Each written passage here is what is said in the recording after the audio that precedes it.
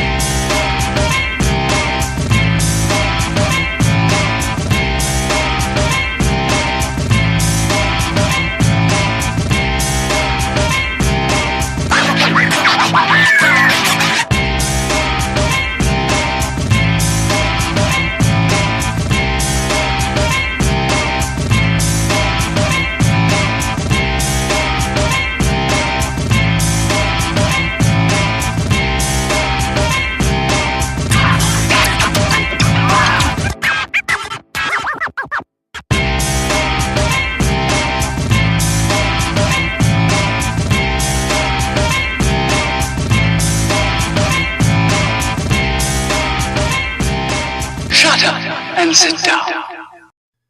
Good evening, everyone, and welcome inside the 360 Sports Show. I'm Andrew Pizzelli. He is Christian Lauber, and we're going to be recapping the biggest stories from the past week in sports. You can catch us anytime in any of the comment sections of the live streams here on Facebook, YouTube, Twitter, and Twitch. And if you're one of our podcast listeners, thank you for finding us on Sounder FM or wherever you get your podcasts from.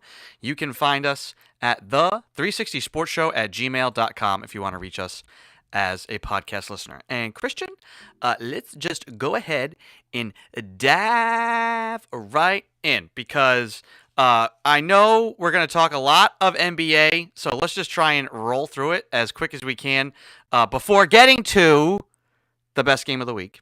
But I want to start with most of these matchups kind of like chalk everywhere, but I had three takeaways. You can tell me what you think about these. Things that stood out from the first games. Bulls give the Bucks a little bit of a scare. That kind of worries me a bit if I'm Milwaukee. It was more about Chicago screwing up at the end. I'd worry about that a little bit because that's going to be a tough team. And if you're trying to defend, you don't want to get bogged down in a first-round series. Anthony Edwards, one of the top 5 best playoff premieres ever. That is very scary if you're Memphis. That's a team that some people thought could be a dark horse to go to the finals, and you lose to the Timberwolves who had to play in the play-in to get there. That is scary. And then obviously my takeaway from the Celtics game last night, we're going to get into that really deeply, but wow. What a different team. I think my takeaway is that I think it's a completely different team. We may disagree on that, but I wanted to get, what were your takeaways? Because pretty much everything else went according to plan. Who's a different team? Celtics? Yes. Well, yeah, no kidding, but that's an obvious take. I know, but we had to see it. So that's what stands out to me. And we'll get into the nitty-gritty of that. But everybody else kind of really held serve. Your thoughts on the first round so far? I mean, outside of, the Bulls and Bucks was kind of close. I mean, DeRozan and Levine both sucked in that game. If they didn't suck, they might have won that game. I know. But obviously, the one surprise you just mentioned is the T-Wolves taking one off Memphis. Now, it's still early in the series. The Grizzlies didn't play many of their starters, if any. I think they played all their backups against the Celtics as well, and so they haven't played in like a week and a half here. So I would expect some rust there for them. So we'll see in Game 2. I don't know when they play next. They might play tonight. I know the Warriors are tonight. Yeah, they do play tonight.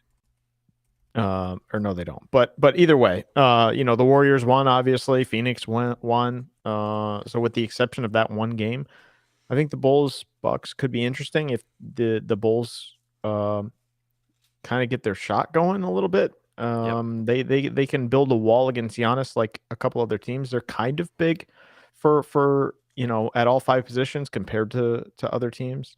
But I think the Bucks will win that series. And then the Celtics, obviously, will get there.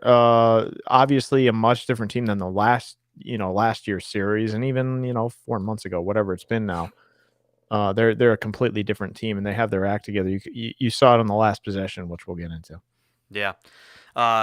For those of you following tonight's games, I did see that no Luka Doncic tonight. So tonight you've got Raptors 76ers. Breaking news real quick here. Yeah, go ahead. Let them. Marcus Smart is one DPOY. Wow. All right. So we will. Fine. You know what? We'll just react to that right now. Marcus Smart, defensive player of the year. I know I saw the whole release. They will be releasing the winners of these things throughout the playoffs. And I'm like, well, what does that mean? Like when? Yeah. So we get defensive player of the year. He's the first guard since Gary Payton, I believe, to win That he this. is. And 110% earned. Oh yeah. I mean, this is, I think, the best season of his career. Half Accolade, season. accolade, yeah, but I mean, at the end of the day, you'll look back and say it was the season. The accolades will reflect that. The numbers are going to reflect that. I don't know if his scoring is where it compares to maybe the last few years, if his scoring's higher or lower, but his efficiency is up. Him finally, after 8 years, 7, 8 years, being the starting point guard of this team, as fulfilling the prophecy of becoming the starting point guard when he was drafted with the 6th overall pick. This is his best season. And Half season. half season. That's awesome for him. I mean, at the end of the day, accolades, it's nice. I think they would all rather have a ring than any of the major awards. But as far as a guy who definitely deserved it and earned it, compared to the other finalists, I think it was what? Rudy Gobert. Rudy Gobert and Standard. so who else? The other person I was like, really? I can't remember who the third person was off the top of my head. But I was like, no way. Oh, I think it was Mikal Bridges. Yeah. Like, it's not. I mean, Gobert is as a center. I mean, that's kind of been a big man dominated. Marcus Smart, not only as a guard, being able to guard, 1 through 3, he's also D'ing it up against 4 through 5. So unbelievable, well earned, awesome.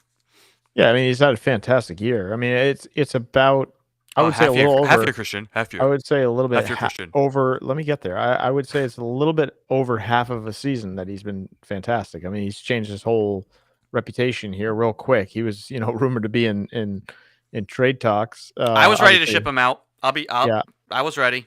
Obviously the Celtics shot those rumors down pretty quick, but we never know in this league. So well deserved. I think he should have won it pretty clearly. I mean, Gobert's going to be in the conversation every year. He's 7'5", whatever the hell he is, and he blocks shots. So he's going to be in there every year, and he's a good defensive player. But for Marcus Smart to be able to guard 1 to 5 at his size is pretty incredible. And when he's engaged like he has been here the last, whatever you want to say, 45, 50 games, including last night, he's pretty ridiculous. And he's going against the Kyries of the world. He can go against the Durants of the world. So it's not just, it's not just cupcakes at that point. I watched him block Giannis 3 times at the rim. Yeah, exactly. So he can do it all. What? Not many people can do that. No. And certainly not people who are giving up, like 50 pounds and 5 inches. So he's an unbelievable athlete. Having a great half of a season.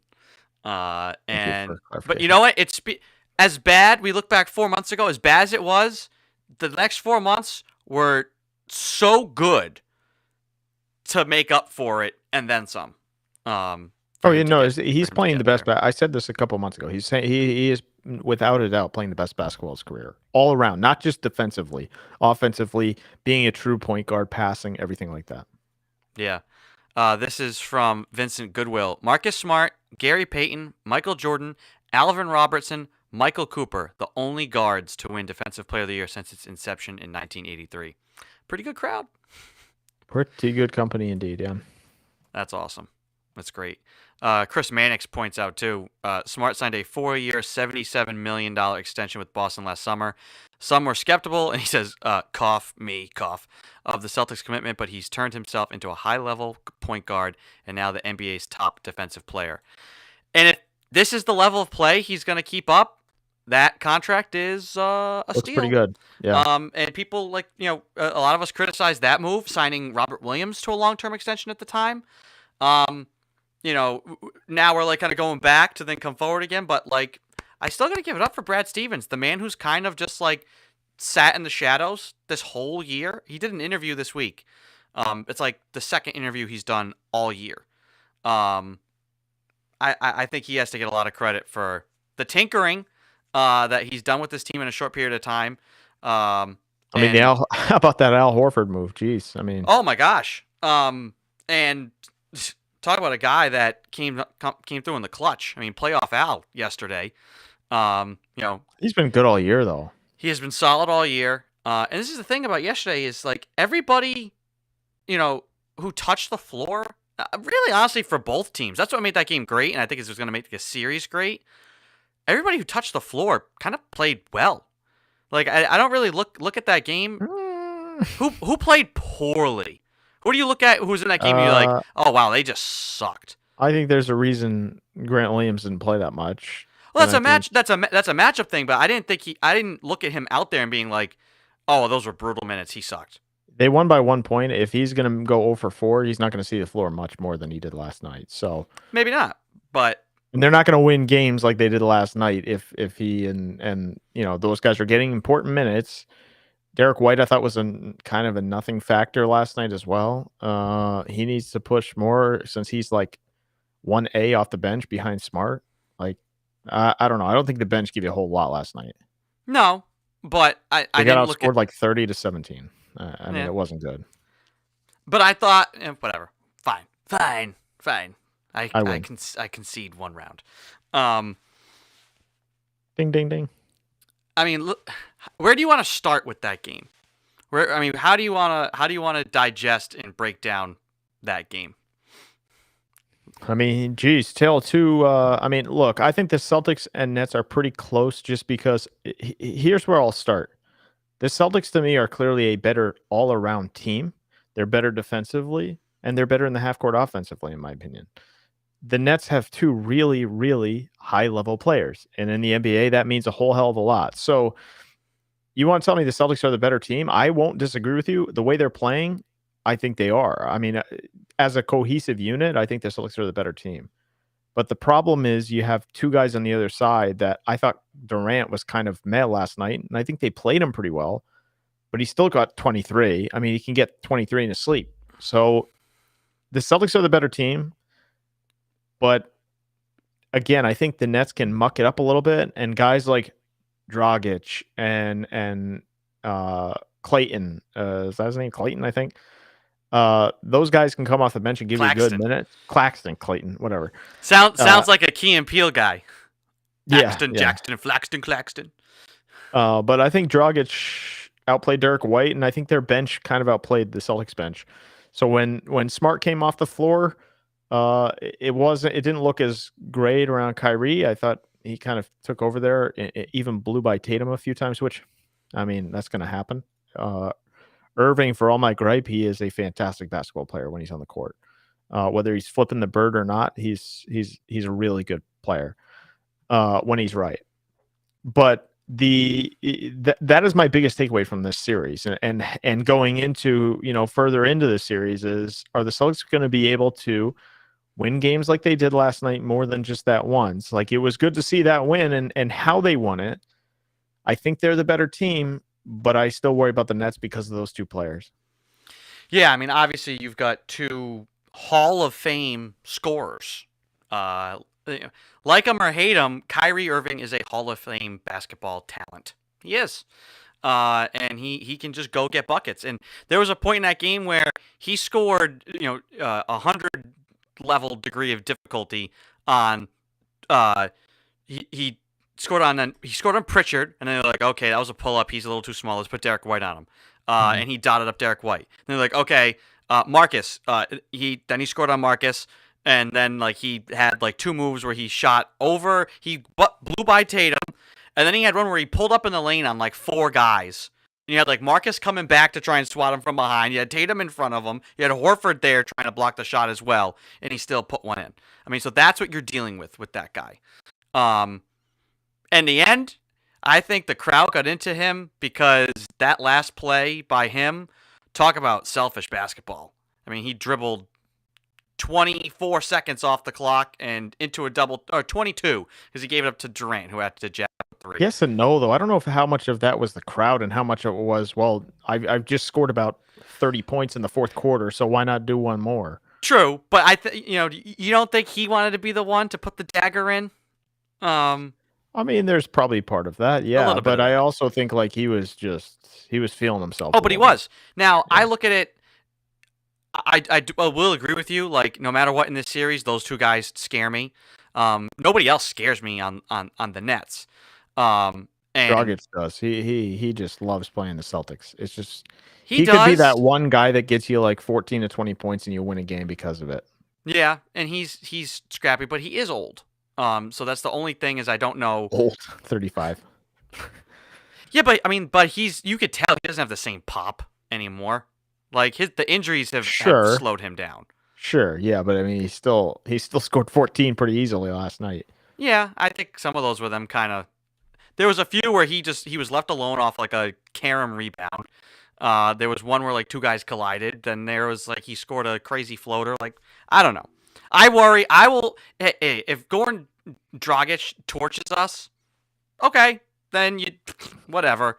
Like, I'd rather make him beat the Celtics, than Durant and Kyrie. Do you think that's the Nets' best shot? Like, I looked at that game and said, Celtics, if they blew that game up 15, the Nets come back and they win that game. Yeah, look out. It's so demoralizing if you're Boston. Now you come back, you win. I think it shows a lot. It proved a lot about themselves, especially we'll talk about that last two possessions. But you don't have to deal with that weight of like, oh God, like we're not there yet. All of that stuff. And is Kyrie gonna shoot that well again? Now maybe Durant now picks up the slack. It all depends on how well they can continue to defend Durant and make his life difficult. So do you think that was the Nets' best shot to steal a game in Boston, or is this going to be? Because I think it's going to be a 7-game series. But if the Celtics go up 2-0, now things could kind of change a little bit. What do you think? Have we seen the best of the Nets? Was that it? No, because I think Durant could easily go for 50 tomorrow night or Wednesday night rather. Look, I don't think this series is going to be. I don't think these two guys, especially, or if you want to just say all-star level players like that, in general, for the most part, won't just roll over and say, okay, well, the hell with this, unless you're LeBron and the Lakers and you don't want to play in the play-in tournament. But outside of that, I would say no, just because I think those two guys have been there, done that. If the Celtics hold serve on home court, that's what they were supposed to do. Nobody's going to expect anything else. So I think it's more important for the Celtics to win game 2. I really do. Because if you go back to Brooklyn, I think road games are just hard in the NBA, especially this time of year. So can the Celtics go in there and win? Sure. It's not like the most crazy place. It's not like Madison Square Garden. I'll say that. But you gotta win at home if you're the Celtics, because that game 7, if it does go 7, you want it on your home floor and not to lose before then. Yeah. One of the things I did really like, and this was from the outset of the game, and it kind of reinforces that mentality shift within the Celtics and guys like Jason Tatum. Pre-game, they're coming up to the scorer's table. Usually that's when you see guys all hugging it out, dapping up, getting ready, getting their chalk, tying their shoes. And Kevin Durant and Jason Tatum were right next to each other. Yeah, nothing. Guys who have become friends. You know, they worked with each other during Team USA. They've both talked about that. Tatum has always kind of had this reverence towards the other superstar players, and Tatum totally ignored him and walked out onto the court. And from the get-go, was aggressive. He went after Durant. He like stole the ball from him like 3 times in the first quarter. Was all over all his moves. Demanded a post-up against him and went to just an absolutely just sick fadeaway. Yeah, ridiculous. And I think that's why when I texted you, I was like, somebody tell Jason Tatum that it's Easter, because that shot was sinful. Boo. But throw a cupcake right in your face. Blurk. But that's so much part of the development we've wanted to see out of Jason Tatum. And what Ime Udoka 100%. demanded of him. Don't be boys with these guys. Like, you want to be them? You got to, like, want to take their hearts out. Go after them. You be the alpha. And I think seeing that, now after the game, like, hey, yeah, sure, you can be cordial. No. After the series, let's not go Sure, game. true. Yeah. Like, in a playoff series, yes. After the series. Regular is over. season, sure, whatever. But in the game, when you're on the court, nope, none of that. No, and I see that. You see it all the time, yeah. I see that now. We saw like little flashes here and there, and it would be there for like a possession or half of one game. I've seen it night in and night out now, pretty consistently now from Tatum, and I think that's awesome. I never thought I would enjoy watching someone score, like a scorer, more than I did Paul Pierce. Paul Pierce was just, especially as he got older, developed. So he was the bag of tricks.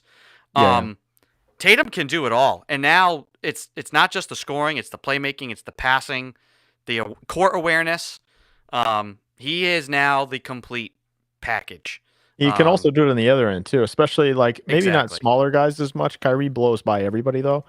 But Durant, I think Tatum is one of the only guys in the league, with the exception of maybe Giannis, that can guard Durant like he can, because of the length, the size, the ability to jump, his ability to move laterally, backward, whatever. He's got the size and the length to deal with Durant. Yeah. So that element of Tatum's development has been awesome. All the pieces. That's all you said. Like, can the mental piece click in? And it has.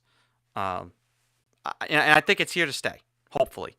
And you see that, and that when your best player has that mindset, it trickles down the rest of the roster. Which is kind of what everybody said, is that, I thought for a few years, because Tatum didn't have that mentality, I was like, I still think Jaylen Brown's the best player on the Celtics. I don't think that anymore. I think Tatum's top dog, and Jaylen is his running mate, and everybody else just kind of slots in. Yeah, by the way, Jaylen's pretty good himself, though. I mean, geez. The couple of hustle plays that he had last night, the 2 chase down blocks, and there was one, I think it might have been the first on Bruce Brown. He went down from one length of the court to the other, got a block from behind, went back all the way and scored on the other end. So that is, you can see this team, the whole team from the top on down, whether it's Jaylen, Jason, the bench guy, they're all engaged. And maybe that's some of the coaching in Ime and getting these guys to buy in. But they've clearly bought in, and they were engaged from the get-go last night. I'll say that. I mean, they blew the 15-point lead, which was not great. And I think they got away from some of the things that was working for a little bit in that game. And obviously Kyrie went off. But for the most part, they were very engaged from top to bottom last night. Yeah, that block by Jaylen, he had like sprinted down to the offensive end, missed a shot, sprinted back, got the block, and then sprinted back again. down and back. Unbelievable. Yeah, ridiculous. Absolutely unbelievable. So now I want to talk about that last possession. The last two possessions. One, you're down 3. That shot from Kyrie, I was like, oh, God, really? This guy's going to have hit the dagger shot to seal this blown game. And so many teams, and maybe Celtics teams in recent memory, would just try and go for the 3. And smart basketball. Jaylen just takes it right to the rack. 2 for 1. I think Dragic no, it wasn't Dragic. Somebody was on him. Other Brown was on him. Brown, yeah. And he like fell away, and he just like laid it up and in. Nice and neat. Go to the cup. Bully ball. Go to the hoop. So now it's you gotta get a stop, and it's a 1-point game. They play great defense. Horford gets the rebound. This was great. I love about that last play. Horford gets the rebound. Not an easy rebound.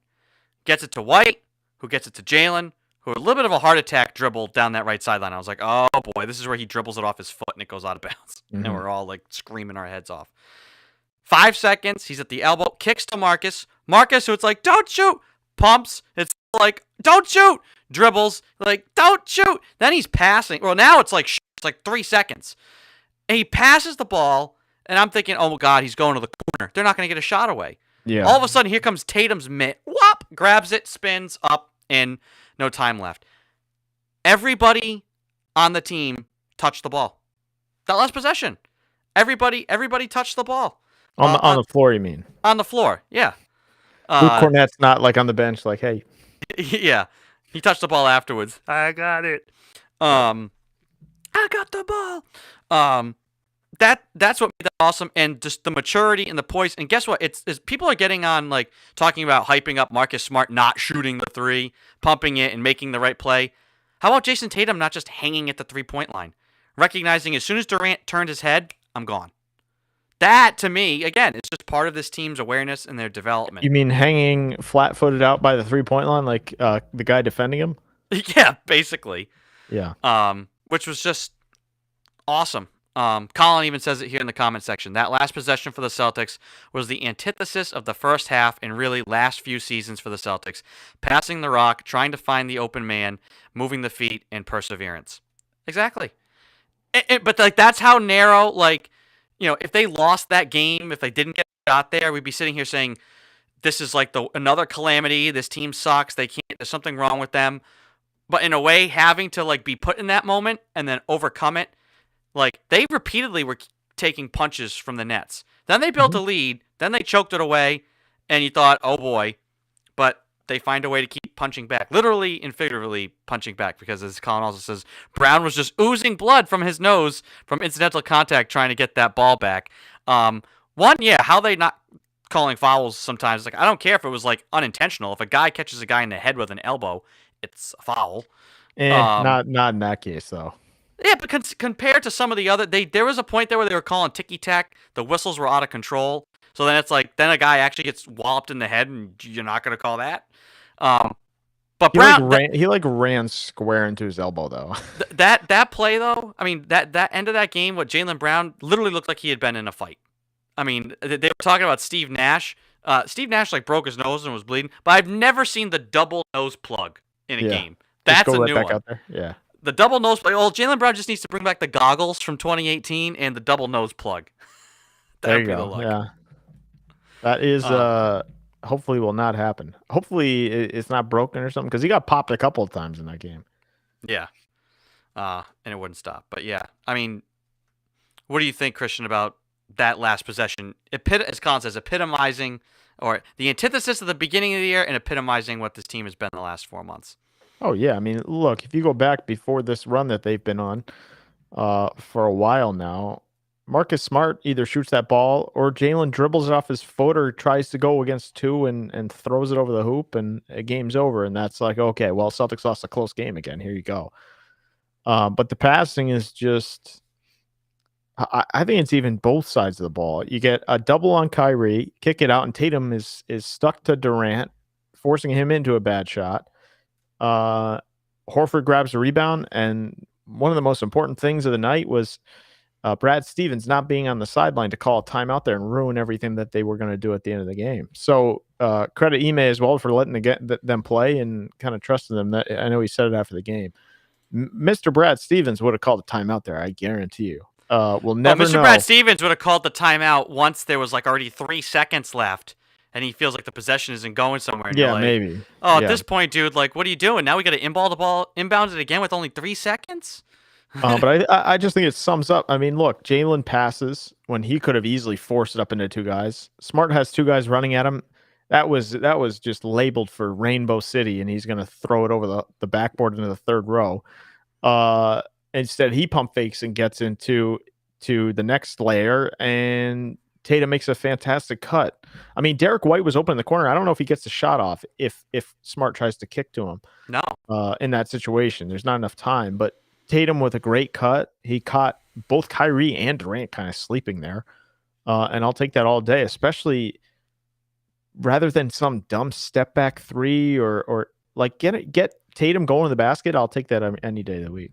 The simple play. And it's what we've said. Like, the difference with Giannis between losing in the second round, was just doesn't need to be flashy. You're better than everybody. You're bigger, faster, stronger. Just go hook shot a team to death 30 times in a game. You're going to drop 45 points, and you're going to win a ring. Especially the Nets, for the most part, are pretty small. So you can attack them in the paint. So Tatum, just there's going to be times where you got to make tough shots. Like late in a shot clock, like the shot he took against Durant, that fall away in the low post. Yeah. Just stupid. So there's times where you're gonna have to make tough shots, a hand in your face, But when the easy plays are there, just take them. Doesn't need to be fancy. At the end of the day, you're gonna look down the box score and you're just gonna see, 5 of 10 for 10 points. It's not gonna say like 5 of 10. Ooh, but he scored 3 hard baskets, which are worth more. No, they're all worth the same. So just go get buckets. Yeah. Buckets. I have some other thoughts, but we're gonna save them for maybe another part of the segment. Unless Christian, we'll just talk about it now because I think we're both gonna go somewhere else. Your thoughts on Mr. Kyrie Irving's fan interactions throughout the game and post game? I don't know, buffoonery. Yeah. Well, pregame and postgame, I think, because he told someone to S his D and all that. Like, he started early last night. I mean, I'll tell you what. I don't know if that was halftime or what. Giving the double middle fingers inbound to the boys, giving the double middle fingers to the fans. I just think it looks kind of childish. I don't know. It's like he's gonna say in his post game that like we're expected to be docile and not F that. Like, it's just like it's so out of character for like an athlete like that who, look, there have been plenty of guys before him that have gotten booed the hell off the floor. I mean, it's not like now there is a line there for the fans. I will say that, like, don't go too far with it. Don't do something stupid or say something like throw a water bottle. Dumb. Keep everything in the stands. But to a certain extent, like Kyrie sucks. Like, I mean, fans are going to do that. They're going to boo you. Yeah. And the more you give them that back, they're just going to do it more. So exactly. I mean, look, last night didn't bother him at all. I mean, he scored 39 points. So I just think Kyrie, the player, is fantastic to watch. I mean, he's ridiculous on the court, but he's just such a putz sometimes that it's just like it takes away from the art that he likes to say that he is mastered. Well, here's the thing though. You say like, it didn't bother him. I would look at it and say, if everybody's booing him, blah, and then he makes a shot and turns to the crowd and goes, shh, and is really playing it up and playing back and forth. Trae Young style. Yeah, exactly. But like trying to hide and quickly like flick somebody off, yell at a fan, tell him to like, suck this. Like, that tells me that it is bothering you. You're showing that it's bothering you. That's how people are going to perceive it.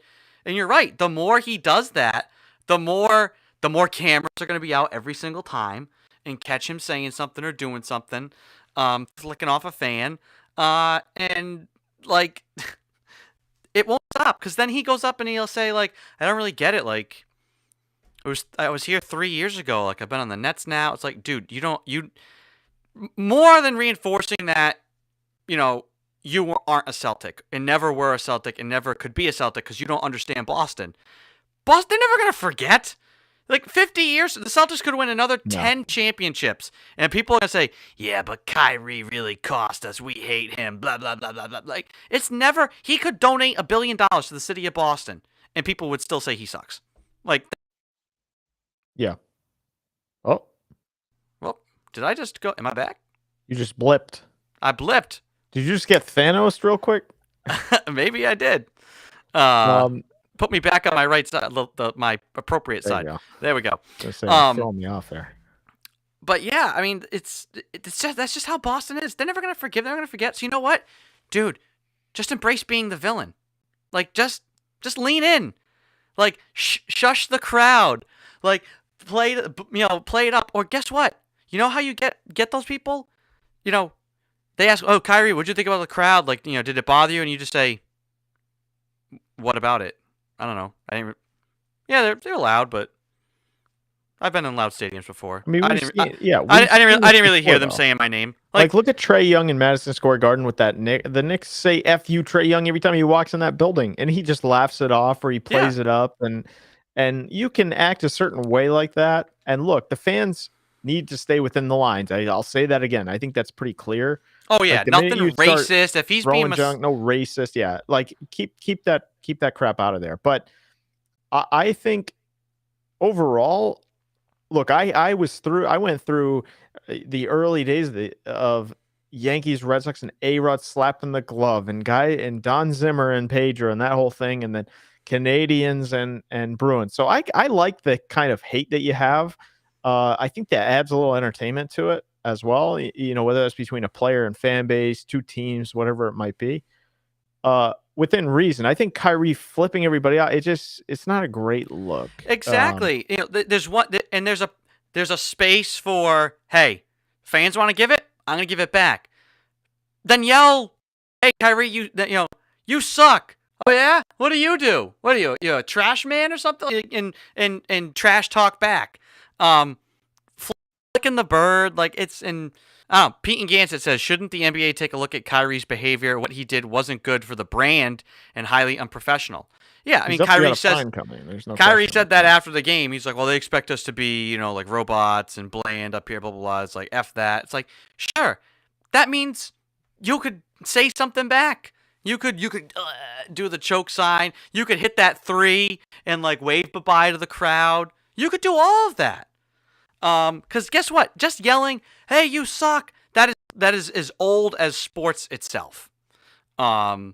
So, like you said, as long as nobody crosses the line, as nobody's yelling racist stuff, as long as nobody's literally throwing things onto a court, nothing disparaging about himself or family or anything like that. We all know where the lines are, and how to appropriately heckle and trash talk. And from what I hear out of yesterday, it was normal stuff. Yeah, I would expect a fine for Kyrie. Absolutely. Yeah. Colin says that was a 360 Sports Show castling moment. Chess is a sport, right? Yes, I have castled Christian. Whoop. That's a good analogy. I'm a fan of chess. From now, hey, how does that side feel? Do you like that side? No, feel it's weird? so weird. Yeah, it's so weird. Awkward. Okay. Yeah. I feel more awkward over there than I do over here. Boy, you're on the right side. You like that. I always am. I like to be on the right side. It's very symbolic of the show. Of things. So yeah, I mean, what do you think? No, I wouldn't go there. I like to be right, but I don't like to always be on the right side of things. How about that? There we go. We'll say that. I like to be right. Sure. We can leave it there for now. We're creating another segment. Right side, left side. Let's not do that. We got to stay within the lines ourselves. Let's stay within the lines of sport. We try, but then we sometimes become a food show. Anywho's, we are going to move on to our next segment, which is Hot and Not. It's time for Hot. Hot. You want to talk about hot? Hot. Please stop doing that. Doing what? Continue. Go ahead. And not. God, is he a moron? Oh my God, he doesn't shut up. It's so stupid. Stupid decisions. Dum-dums. The naughtiest knot of the year. Oof. Suck fest. Suck sauce. On the 360 Sports Show. All right, Christian. Hot and not, up and down, good and bad, pluses and minuses. Who is on the hot list for you this week? I'm all about the knots, so I just had to pick something. You live for the knots. I live for the knot. I had like 4 knots, but I went with 2 instead. And then the one hot that I had was just I like to see the Yankees lose. So I'm going to say the Baltimore Orioles are my hot this week for taking 2 out of 3 in that series with the Yankees. And I just find it hilarious because I don't think the Orioles are very good. They're in last place in the division. They probably will be for a while.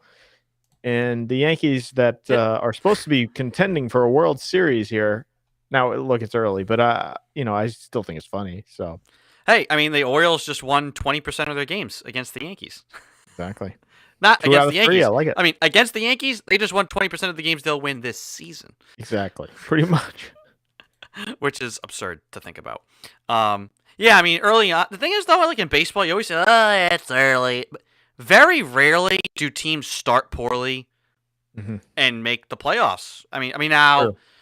Probably more so now. They've expanded the playoffs. But, like, usually it used to be, like, if you didn't get off to a good start, like, first 2 weeks, you can survive. But if you, like, have a bad first month and a half, usually you're just kind of set up to never recover from that. And you would think because there's so many games, you'd have a chance to. but it just means that the teams that started well stay hot and just always kind of stay ahead of you because they're playing just as many games. So, yeah, anytime the Yankees lose, it's nice. My hot this week, we didn't really talk about it because it's like such kind of old news now. But the NBA play-in tournament, I love it. I think it's added something to the ends of these seasons where before it would just kind of be like, now there's like one game at the very end. Most teams are in their playoff spot, and so maybe that final game is a rest game. You get to see guys from the G League jump in and get a showcase game here or there. But it used to be like the last week of the season turned into that. And you could, because you were playing a team that you knew was tanking, or there were multiple teams tanking. Now there's still teams tanking, but it really has worked. The teams that are close enough for the playoffs have wanted it. Look at the Kings last year. Should have tanked. And because of the just potential of playoff revenue, we're like, no, let's go all in. Let's try and make the playoffs. So I think it's great for the sport. And the product is entertaining. Now, it's not playoffs. They call it, it's a play-in tournament, which is weird. Like, no stats from that at all count. It's like, it's a professional basketball game still, right? Like, the stats should count somehow, somewhere. But I think the premise and the product are exciting and compelling, and I like it. Keep it until it breaks, until it's broken. So, until it just absolutely shatters. I would say there's one more fix that could come from the NBA, and that's fixing the other kind of pick my seed. I'm a 3 seed and I want to play the 4, or I want to play the 6. But that team's pretty good, so I want to play the 5. So we'll lose the last game of the year and become the 4 seed as opposed to the 3 or the 2 or the 1. I think they could do away with that in a way. I've heard this before from many people. How do you stop that? Have the top 4 pick who they want. So have number 1 seed kind of pick the team that they want to face, and then that way you don't have teams that are like the 2 and 3 seed are fighting over that. No, the 2 seed gets to pick 5 through 9, whatever, or 5 through 8. You get to pick your opponent. That's wild. I mean, why not? No, I guess anyway. You're gonna pick the worst team theoretically, right? I guess. It stops a team. That would be so fascinating because you'd be seed. like, what happens if like the 1 seed picks the 2 seed? Because I mean, it's got to be in the bottom of the standings. It'd have to be in the bottom of the standings. The 1 seed picks the 5 seed, even though they're like, well, they got to be better. No, it's matchup. They basically can't do they 1, can't 2, and us. 3 seeds pick who they want, and then the 4 and 5 obviously play, but theoretically, or they pick, but. I don't know. I feel like it's like one of those situations where you could do something to change the way teams play the end of the year. Yeah, so you'd want to finish with the best possible record so that you have your better choice of the litter. So the Celtics could theoretically pick, instead of the Nets, because they're the number 7 seed, they could have picked the Bulls or something like that. Yeah, I guess that could have merit. At the end of the day, though, I think usually when you start playing games like that, it kind of works itself out. I think, usually times where teams say like, oh, we want to do this so that we get this opponent. And I said this about the Celtics getting the Nets. Now, if they lose to the Nets, you could look and say like, you dummies, why did you want to play Brooklyn? Because now you lost in the first round. But at the end of the day, if you think that this team is championship ready and championship caliber, they're going to have to beat the Nets. They're going to have to beat a team like the Nets. But they made the road hard. Theoretically, if you go Brooklyn, Milwaukee, Miami, or something like that, that's a tough road for a team. It is, but I think it'll be better for this team and what we're expecting of them and the growth that they need to finally not just have a first round where they like blow out the Pacers. Right? And it's like, to the second round we go, and we get destroyed by the Bucks. Like, I think actually having a test, something to challenge them, and have to really earn it, would be good for them, and would carry them further than if they say played the Bulls and won in 5 games and it's look at us and then I you're don't not disagree ready. with that part. I just like just mentioning tanking. There are teams like Milwaukee didn't play their starters in the last game of the year because they didn't want the Nets theoretically or whatever. If they lose, But they're a team that knows what they are many, already. I think the Celtics still have to prove what they are. And they if could you're prove it trying in the second round against Milwaukee, I guess. I don't know. I'm fine with them like learning the lessons and achieving this now. And yeah, because I think it's not really necessary. this Celtics team thing. It's just it's an NBA thing that happens year in year out. We saw it with the Grizzlies. They didn't have anything to play for. Obviously, they were way out and ahead. But if you have seeds that are so close, like the East this year, Yeah. it just emphasizes. But it didn't necessarily. You home even said court. it yourself. That didn't necessarily help the Grizzlies. Rest over reps, and they look. Oh yeah, They sure. looked slow to start a playoff series. So I don't know. Maybe it all kind of works. The basketball gods will take care of it. Anyway, on to the knots, Christian, your favorite part of this segment. How many do you want to go to? How many do you have? You just tell me which ones you want. You may have to send me links again because when I got blipped there, I lost our links. So you go ahead and tell me where we're going here with the knots. We'll start with this one if it's gonna let me. It's gonna let me do this. Yeah, we'll go baseball and then we'll go football of a different kind, not the NFL. Not inviting more guests. Oh, this USFL. is so bad. USFL. This is so bad. Yeah, this is a rough go. So bad. All right. Here we go. Oh, boy. 2 out. Oh, I think that hit. Oh, my gosh. I think that God. hit. I can't even. Looks like I got it. I had said before, I was like, I want to see another angle. Like, what happened to the first baseman here where this happened on a pickoff? And I was like, you know what? Second thought, I don't want another look. But we'll take another look there. Oh, I think Yeah, that hit. not ideal. 2 out. that look, that face right there. Ah! Oh. Even Brutal. though, I mean, even and though that's- he's wearing a cup, it's still not. It's not. He yeah. hummed this too. I mean, the pitcher. I mean, this is not just one of these like, hey, I'm tossing it over. It's just a check. He Hard. spins and guns. 2 outs. Hitting. That's I think that is a oh my gosh, I think fastball that hit to the groin. You know what the bad part about that is too? Oh. It wasn't even that close of a pickoff attempt. I don't think he was leading that far. No, Poor guy just goes back to first, just gets hit right in the nuts. no, probably why the first baseman wasn't ready for it. He's like, this guy's barely taking a lead. That other tweet isn't loading, Christian. So how about you just explain for us? Yeah, it's kind of long too, but the USFL, forgive me, I need to get the guy's name, but USFL player, obviously, not up to the NFL standards. A player got cut because he was questioning why he had to get chicken salad instead of pizza, and they released him because of it. The Pittsburgh Maulers.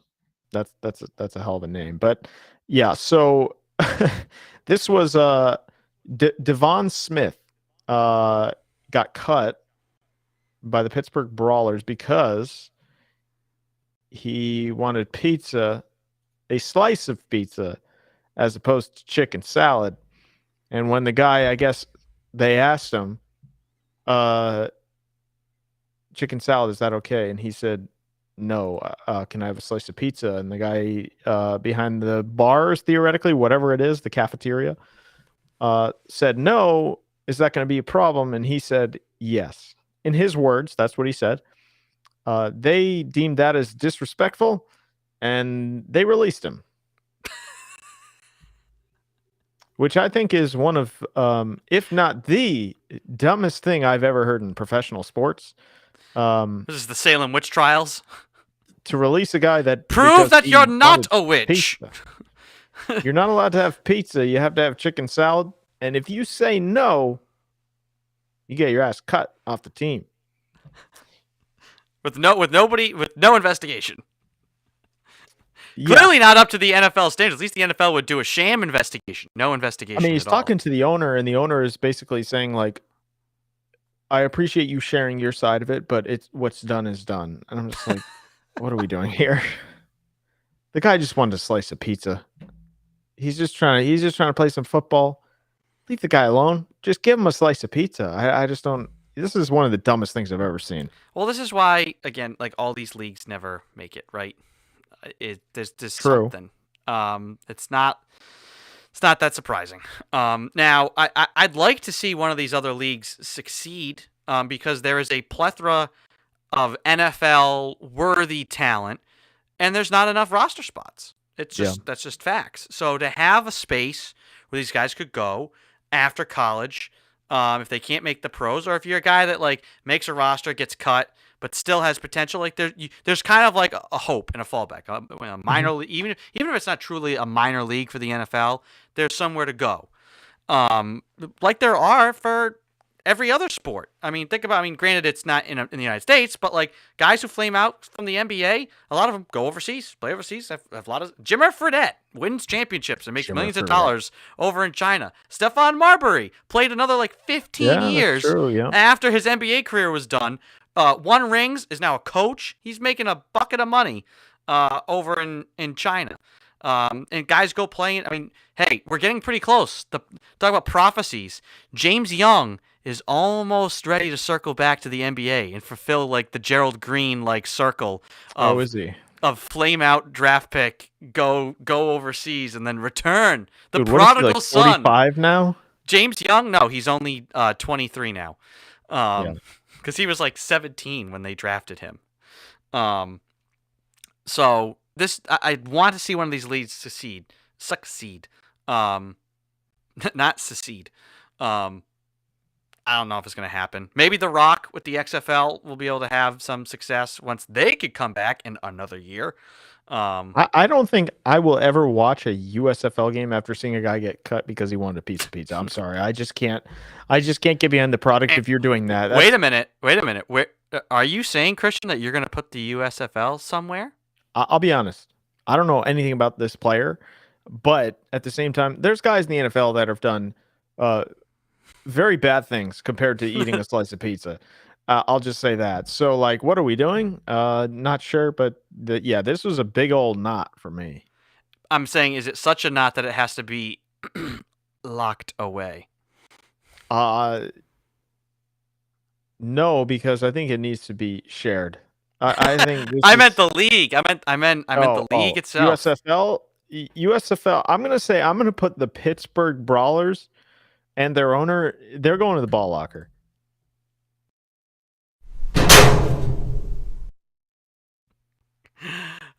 There they go. Let's see what their next move is. They might come out next week, but for now, the Brawlers firing the owner, demoting the owner. That's it. That's what can get them out. The Brawlers are the ball lockers for the foreseeable future. My not, and this is just like an ongoing problem we both have with baseball. Clayton Kershaw was throwing not a no-hitter, a perfect game. This is fantastic. A perfect game. Doesn't matter. And was pulled. Are you kidding me? What does the spreadsheet say, though? Like, if I paid to go to the game, like, think about people say, I was there when so-and-so threw a perfect game, or hit X amount of home, or struck out 20 guys. What? Tell me the reason to watch a baseball game. Why invest in any player? Why bother? Why would you ever go to a game? Because usually you go to games and you can say, like, oh, I was there when something happened. You're not going to be able to see any of these. I mean, hell, they might even pull guys who's like, he's 5 for 5. He's like 1 hit away from like, well, no, but his usage rate this game and this last week, so we're going to pinch hit for him. Like, it's really, I can't take it. And I'm very close to putting baseball, you know where. But unfortunately, it's too big of I can't put the whole league in the ball locker. If you want to put the analytics guys in there, though, yeah. But, like, what are we doing? Like, I'd understand. No, I don't even know if there's any way I could even rationally. Well, you see, it was probably about to be his 4th time through the order, and then you're going to lose the game if you leave the guy in. Aren't we competitors? The competitive spirit is just being drawn and siphoned out of Major League Baseball. They are literally just robots because it's run by robots. Brutal. Absolutely brutal. Despicable. I hate it. If that wasn't evident. It was. So.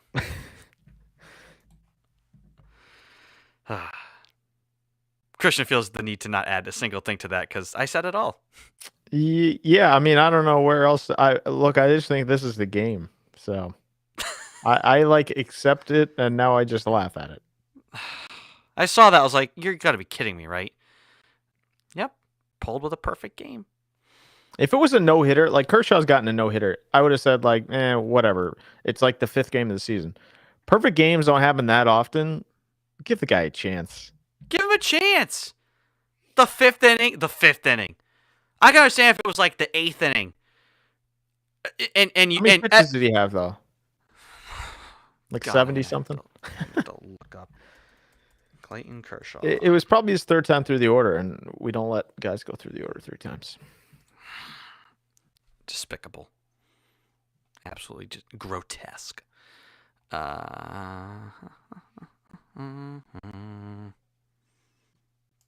log. 110 pitches. That's why he got taken out. I don't know where this other thing went. It's not showing me. Anyway, you said 110? No, I wasn't being serious.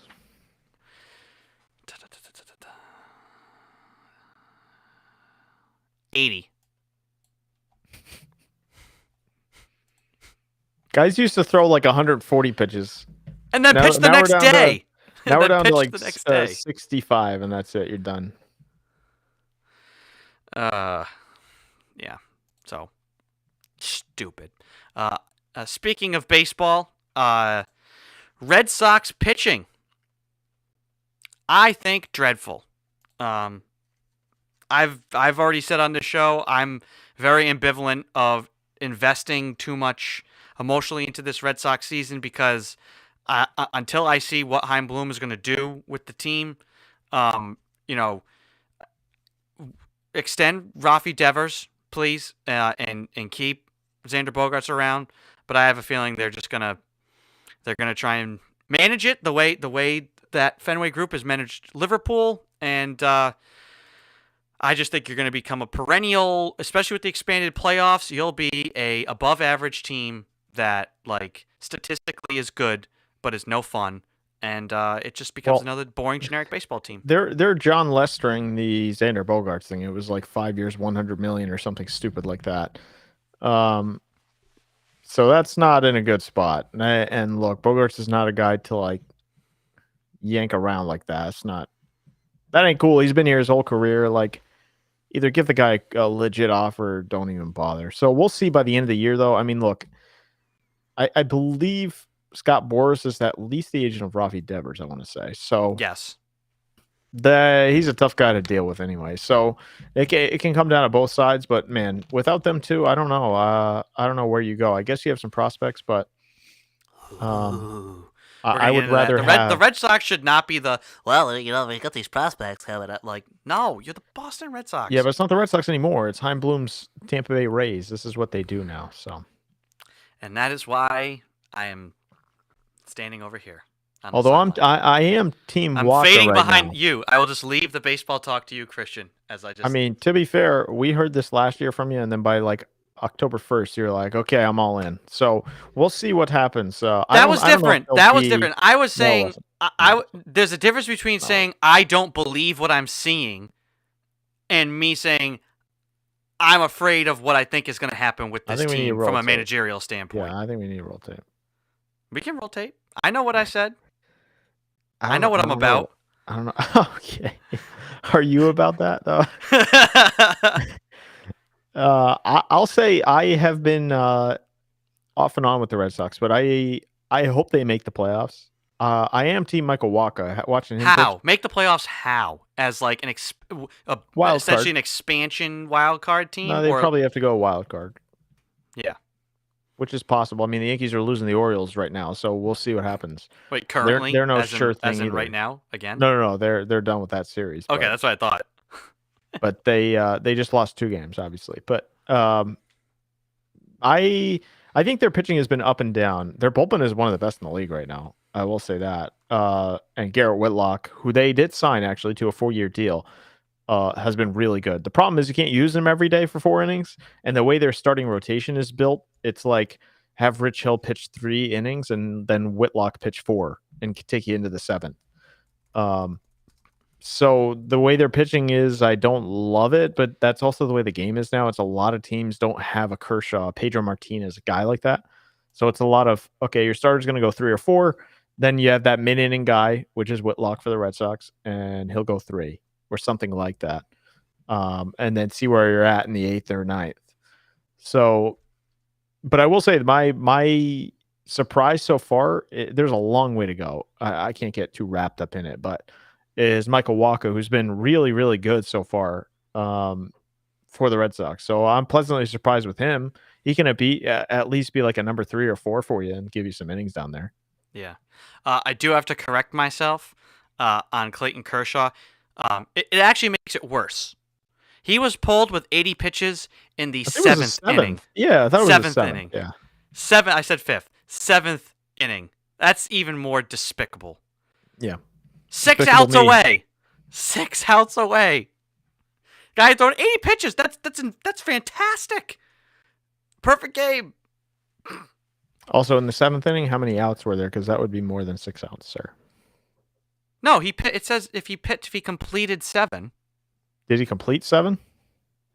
Yeah, he pitched. If you pitched 7 innings, Christian, I know, you I'm just completed messing 7 innings. I'm just messing with you. Anyways, last thing here today, the Boston Marathon for the first time in 3 years finally run on its traditional date. Started off a little. I don't know about you, Christian. I went out to my car this morning at 6 a.m. and was like, "Excuse me, frost."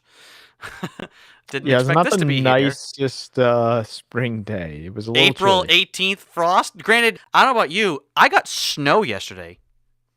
It I did snowed. not. It snowed in Narragansett yesterday afternoon. Now, granted, it was all of like 3 minutes, but we look outside and it's perfectly sunny and snowflakes are coming down.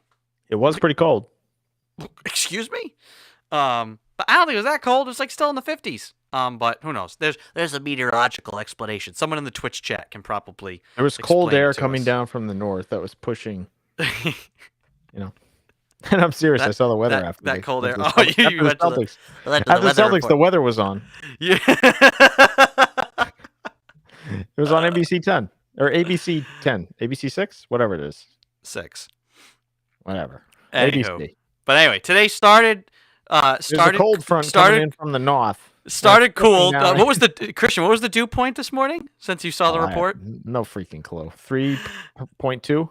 that would be a record. No, I have no idea.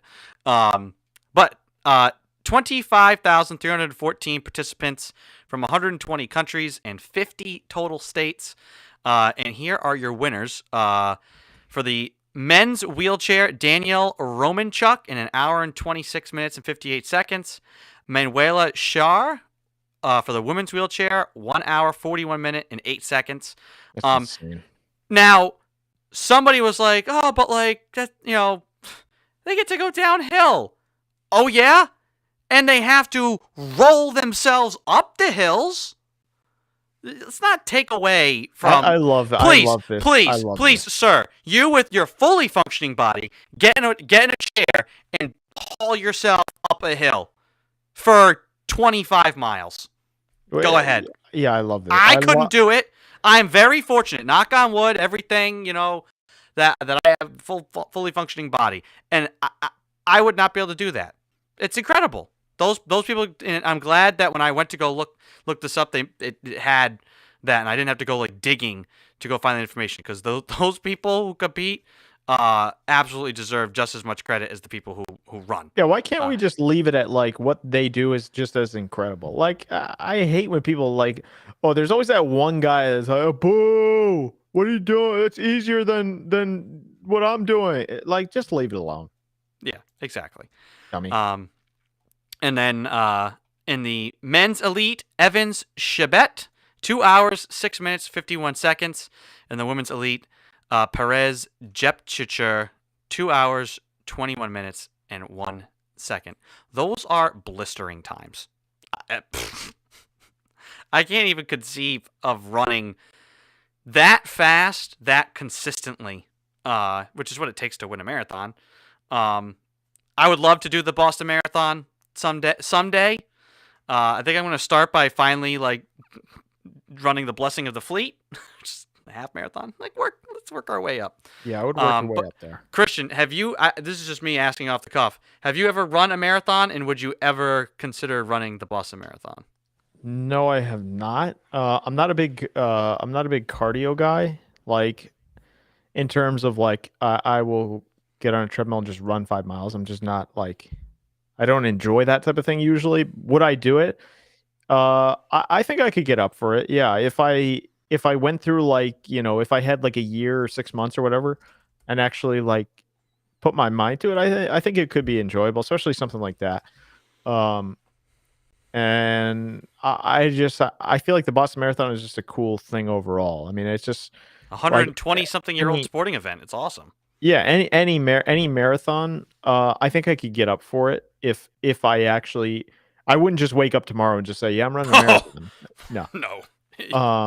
But if I if you get me engaged with something like that, sure, yeah, absolutely. Now, so you haven't run any marathons, but you have done the Tour de France on your Peloton, correct? No, I don't do. I just go through the streets of wherever I am, Prague or Paris, and I'll just drone footage is where I like to be. Oh boy. Hey, it can be tough though. Anywho, you get your resistance going up a little bit. You can tune that bike up. One other note on the marathon is Henry Richard, the older brother of Martin Richard, who obviously tragically lost his life, finished the marathon today, which is a really cool moment. If you haven't seen it, go watch that. It's all over the internet everywhere. So it's a cool moment for that family. Absolutely. With that being said, and no other business to attend to here, that is going to conclude today's show. As always, we are live every Monday around 7:30, depending on the schedule, which should be normalizing here a little bit more as we head towards the summer months. So I want to thank everybody who joined in on the live streams, Facebook, Snowy YouTube, summer, Twitter, and Twitch. And for those of you who are our podcast listeners, we thank you as well. And you can always reach us by emailing the360sportshow@gmail.com. So that's going to do it for everybody. For Christian Lauber, I'm Andrew Pizzelli. Have a good night, everybody. see you later.